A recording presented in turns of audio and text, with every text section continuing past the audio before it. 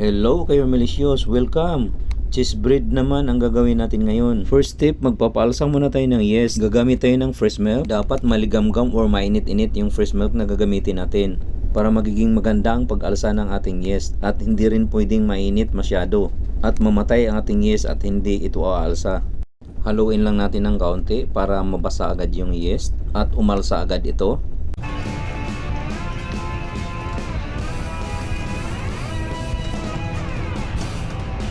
Ayan, hayaan muna natin to ng 10 minutes hanggang sa magbubble na ito or umalsa.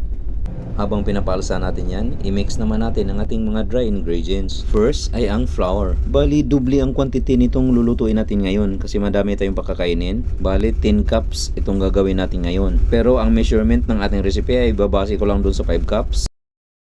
Ito ang white sugar,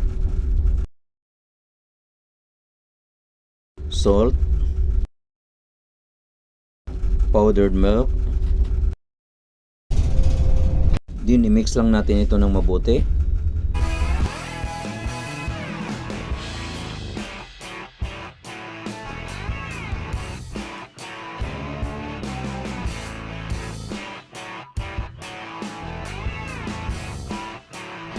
Okay na ito. At tamang-tama lang, alsado na rin ang ating yeast. Ayan, bulang-bula na ito. So, i-mix na natin ito doon sa ating dry ingredients. Mag-create lang tayo ng space dito sa gitna at dito natin ibuhos yung ating yeast mixture.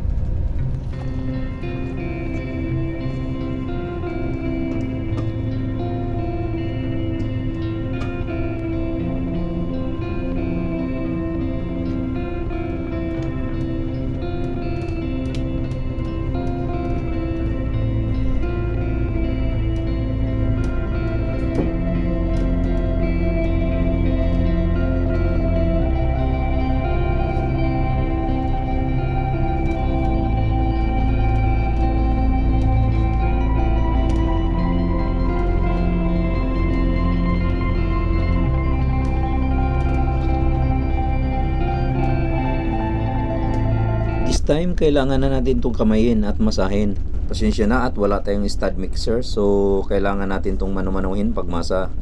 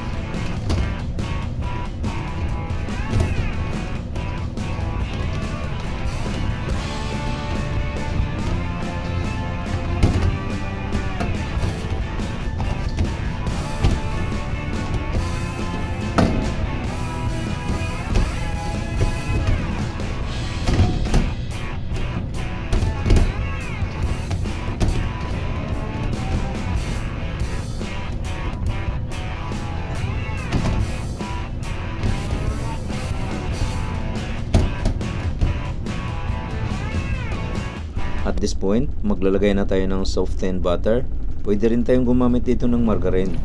At dapat softened lang ang ating butter, hindi melted, para mas magiging maganda at maging malambot na malambot ang resulta ng ating dough.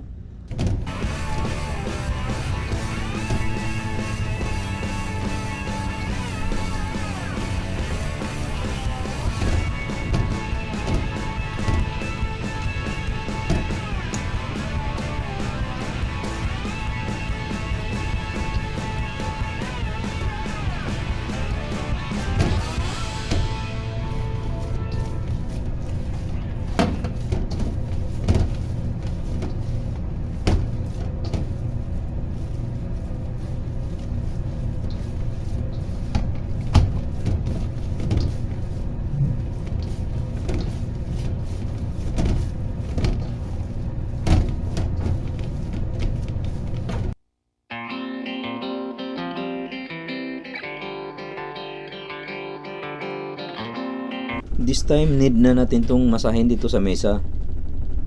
Maglalagay lang tayo ng konting flour. Kaya mag-reserve din tayo ng 1/4 cup ng flour para pangmasa. Mga 7 to 10 minutes natin itong mamasahin.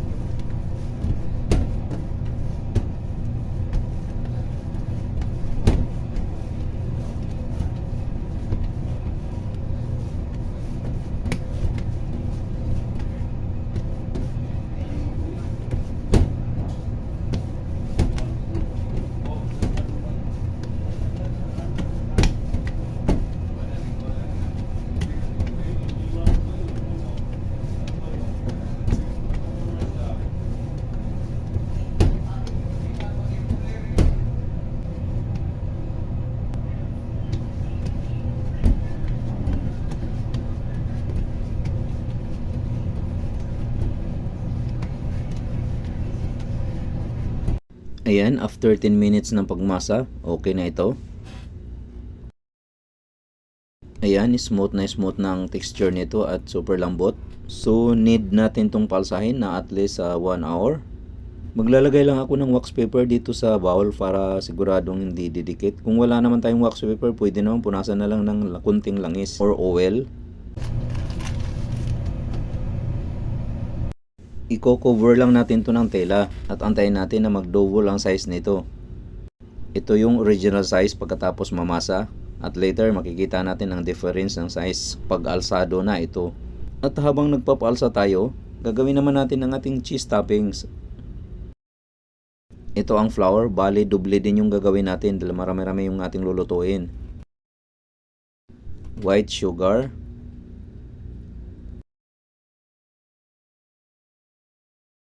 powdered milk, i-mix lang natin ng mabuti yan.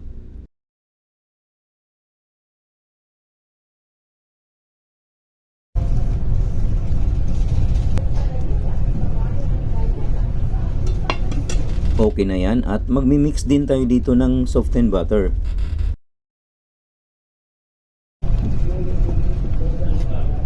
Bali, imamasa natin ito dito, kaya kailangan talaga natin itong kamayin.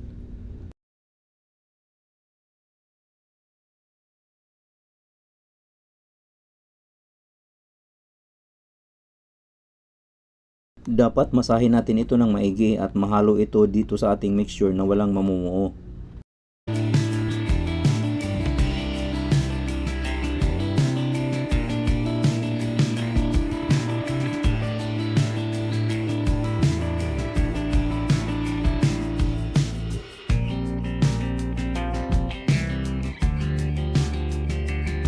Okay, nahalo na natin ang mabuti yan. This time, maglalagay naman tayo ng grated cheese.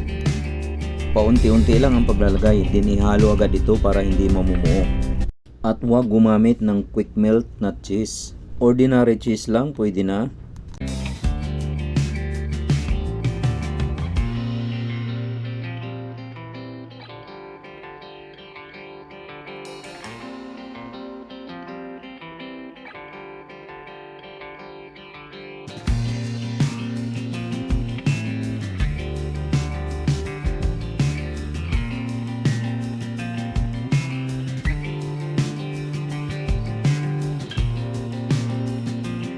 Ayan, ready na itong ating cheese toppings.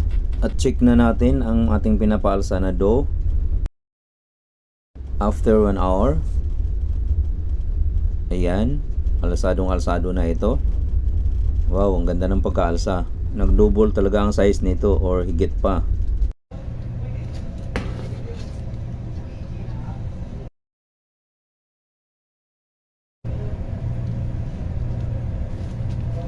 I-press lang natin para mag-release ang gas nito or yung oxygen gawa nung pag-alsa ng ating yeast.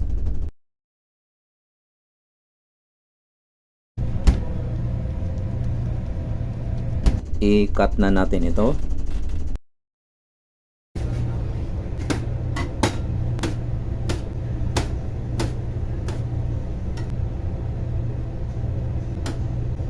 And then bibilugin na natin ito.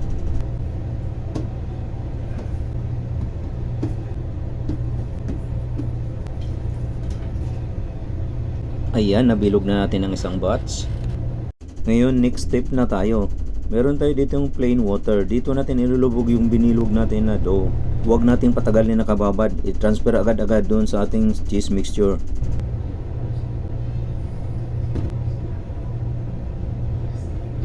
And then, i-coat lang natin ito.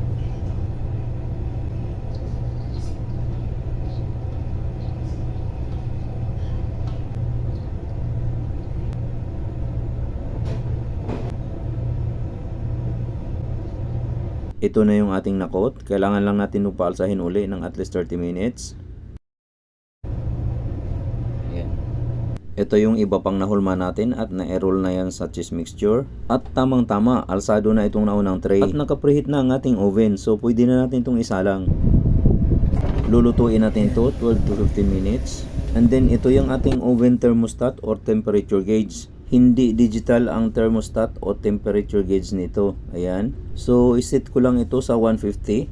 Itapat natin sa araw ang 150. Ayan yung tamang setting nito pag nagluluto ng tinapay. Hindi na pwedeng itaas pa ito ng konti at masusunog agad ang ating tinapay. Maaring sa digital 180 ang settings. Kaya magkaiba ito. And after 15 minutes, check na natin ang ating sinalang. Ayan. Luto na ito. So 15 minutes lang natin itong niluto at dapat laging naka-preheat na yung oven 15 minutes before bago magsalang. At pagkalipas ng ilang minuto at alsado na rin itong iba pa at pwede na rin itong isalang.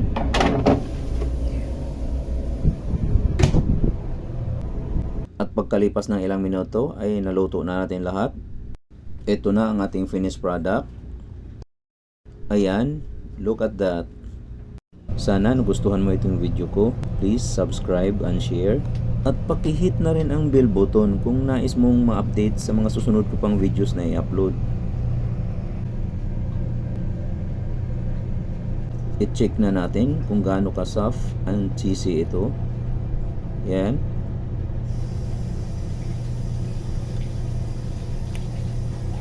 Ang lambot oh. Ito na ang ating cheese bread. Thank you for watching.